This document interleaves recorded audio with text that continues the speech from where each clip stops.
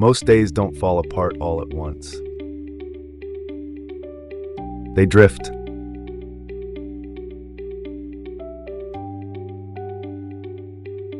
One distraction, one interruption, one unfinished task, and by the afternoon, your focus is scattered.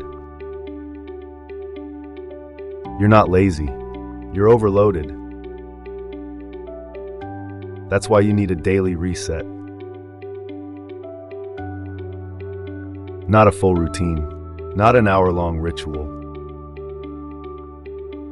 Just 10 minutes to bring yourself back. Minute 1 to 3, clear your surface. The desk, the table, whatever is directly in front of you. Don't reorganize your life. Just remove what doesn't need to be there. Visual clutter creates mental noise. When the space in front of you is clean, your brain slows down. It's a small shift,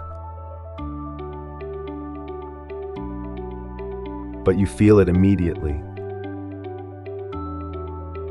Minute 4 to 6, reset your body. Sit still. Slow inhale. Controlled exhale. Do that 5 times. You don't need meditation.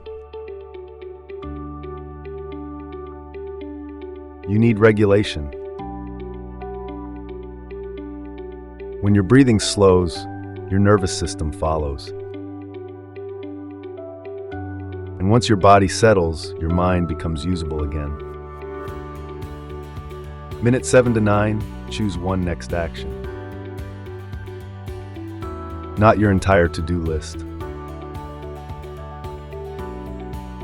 One clear step. The smallest useful move forward. Send the email.